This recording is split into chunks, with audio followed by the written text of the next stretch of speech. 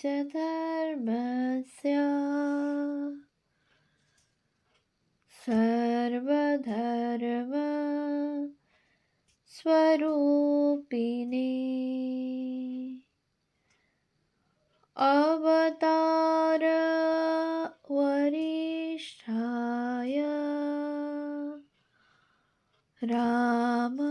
रामकृष्णाय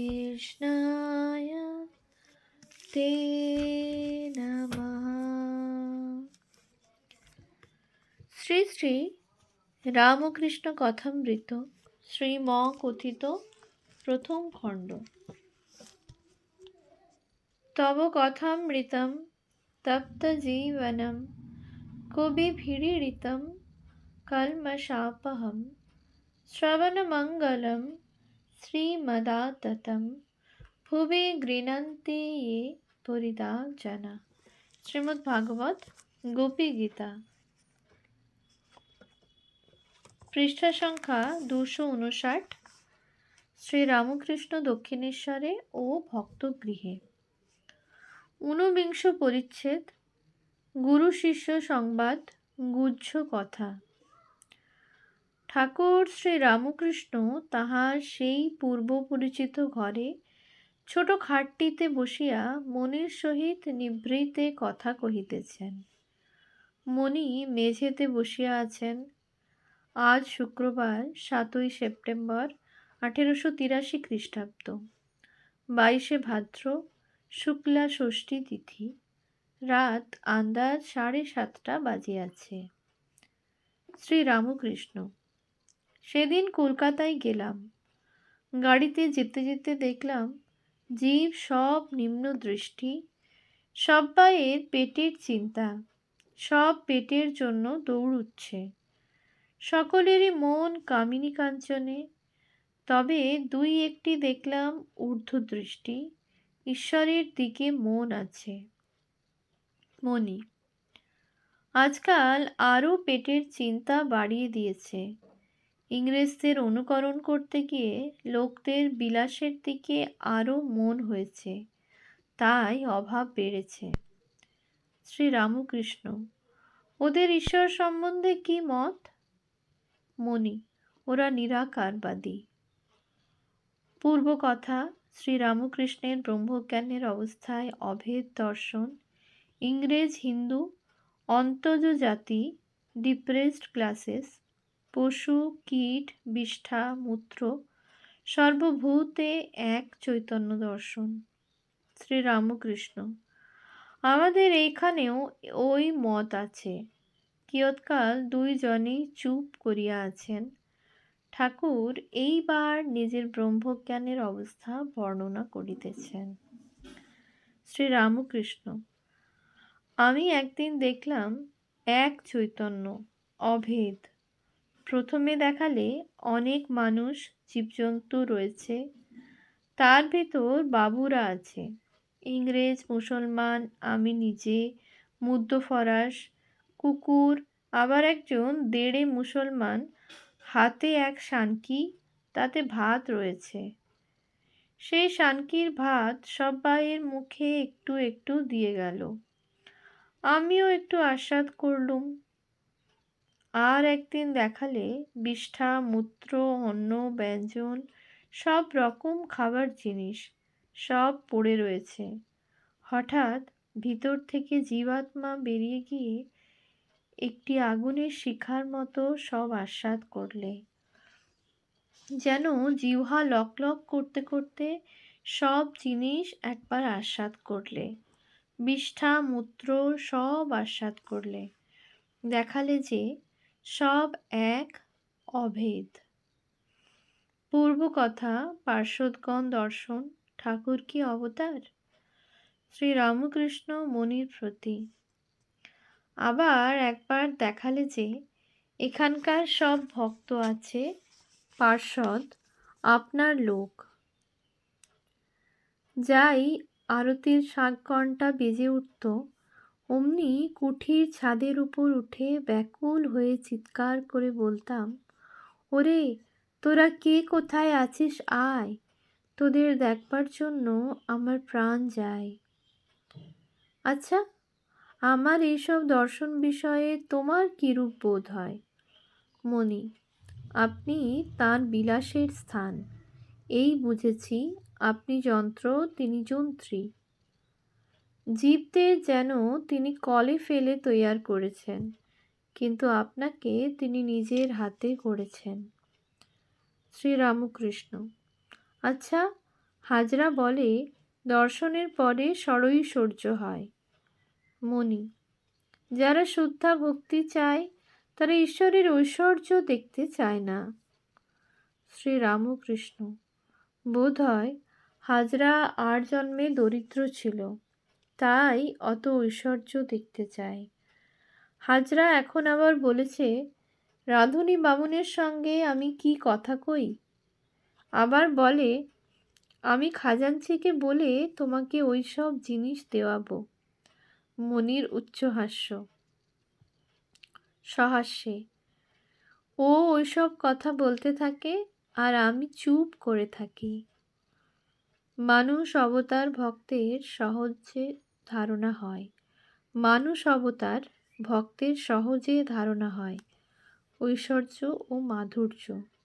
মণি: আপনি তো অনেকবার বলে দিয়েছেন, যে শুদ্ধ ভক্ত সে ঐশ্বর্য দেখতে চায় না। যে শুদ্ধ ভক্ত সে ঈশ্বরকে গোপাল ভাবে দেখতে চায়। প্রথমে ঈশ্বর চুম্বক পাথর হন আর ভক্ত ছুঁচ হন।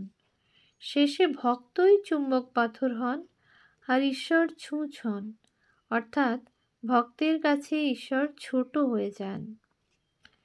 শ্রীরামকৃষ্ণ: যেমন ঠিক সূর্যোদয়ের সময়ে সূর্য, সেই সূর্যকে অনায়াসে দেখতে পারা যায়। চক্ষু ঝলসে যায় না, বরং চক্ষের তৃপ্তি হয়। ভক্তের জন্য ভগবানের নরম ভাব হয়ে যায়। তিনি ঐশ্বর্য ত্যাগ করে ভক্তের কাছে আসেন। দুইজনে আবার চুপ করিয়া আছেন। মণি: এসব দর্শন ভাবি কেন সত্য হবে না? যদি এসব অসত্য হয়, এ সংসার আরও অসত্য। কেননা যন্ত্র মন একই। ও সব দর্শন শুদ্ধ মনে হচ্ছে, আর সংসারের বস্তু এই মনে দেখা হচ্ছে। শ্রীরামকৃষ্ণ: এবার দেখছি তোমার খুব অনিত্য বোধ হয়েছে। আচ্ছা, হাজরা কেমন বলো? মণি: ও এক রকমের লোক। ঠাকুরের হাস্য। শ্রীরামকৃষ্ণ: আচ্ছা, আমার সঙ্গে আর কারো মেলে? মণি: আজ্ঞে না। শ্রীরামকৃষ্ণ: কোনো পরমহংসের সঙ্গে? মণি: আজ্ঞে না, আপনার তুলনা নাই। শ্রীরামকৃষ্ণ সহাস্যে: অচিনে গাছ শুনেছ? মণি: আজ্ঞে না।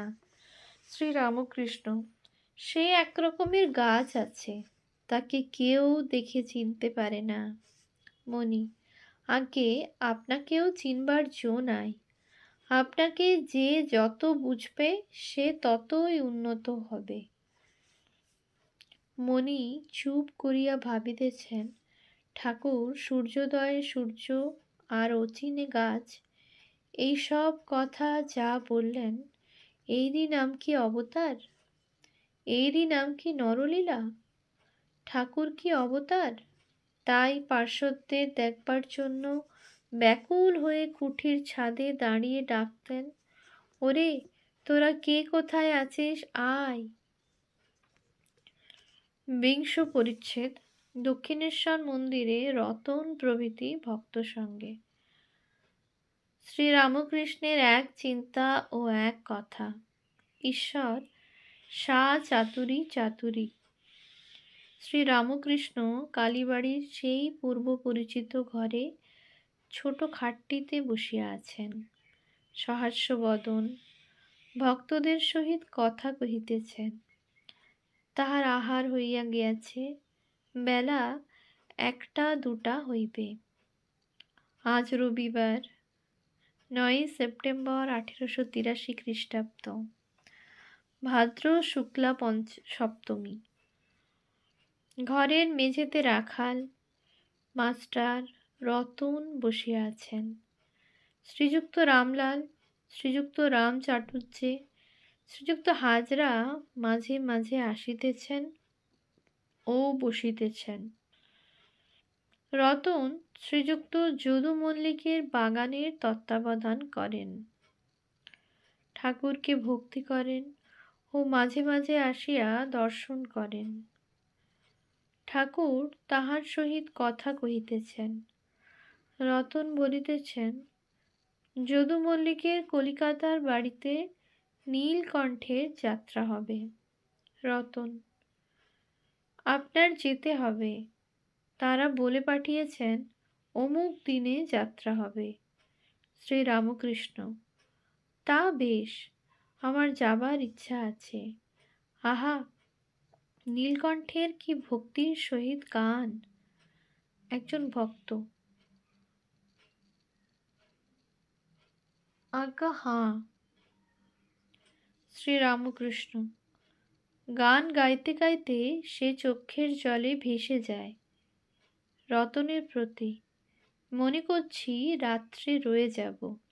রতন, তা বেশ তো। রাম চাটুর্যে প্রভৃতি অনেকে খড়ম চুরির কথা জিজ্ঞাসা করিলেন। রতন, যদুবাবুর বাড়ির ঠাকুরের সোনার খড়ম চুরি হয়েছে, তার জন্য বাড়িতে হুলস্থুল পড়ে গেছে। থালা চালা হবে, সবাই বসে থাকবে, যে নিয়েছে তার দিকে থালা চলে যাবে। শ্রীরামকৃষ্ণ সহাস্যে, কিরকম থালা চলে? আপনি চলে? রতন, না, হাত চাপা থাকে। ভক্ত, কি একটা হাতের কৌশল আছে, হাতের চাতুরি আছে। শ্রীরামকৃষ্ণ, যে চাতুরিতে ভগবানকে পাওয়া যায় সেই চাতুরি চাতুরি, সা চাতুরি চাতুরি। ওম শান্তি শান্তি শান্তি। হরি ওম তৎসৎ। শ্রীরামকৃষ্ণার্পণমস্তু।